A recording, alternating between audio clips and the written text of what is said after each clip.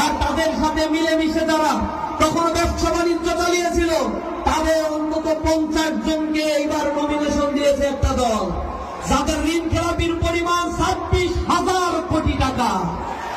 ব্যাংকের সাধারণ মানুষ টাকা রাখে, তার টাকা ফেরত দিতে পারছে না।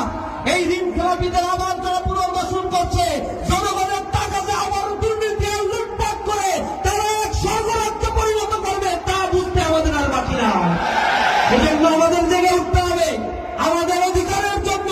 সাতক্ষীরার জনপদ মাজলুম, নির্যাতিত, নিষ্পেষিত এই জনপদ আওয়ামী ফ্যাসিবাদের আমলে আমাদেরকে দমিত করা হয়েছে, কর্মসংস্থান সৃষ্টি করা হয় নাই। এখানে মানুষের অর্থনৈতিক দুরবস্থা, বাজার সিন্ডিকেট এর দখল বাণিজ্য করতে দেওয়া হয় নাই। ব্যবসা বাণিজ্য প্রতিষ্ঠানগুলো বুল্ডোজার দিয়ে গুলিয়ে দেওয়া হয়েছে। আমাদের ঘর বাড়িতে আমাদের আবাসনগুলোকে থাকতে দেওয়া হয় নাই। শত শত লক্ষ লক্ষ ভাইদেরকে নির্বাসিত জীবনযাপন করতে হয়েছে। আমরা জনপদে আর কোন জালিমকে স্থান দেব না যে জালিম এই জনপদে আবার জুলুম করবে। এজন্য আমাদের থেকে উঠতে হবে।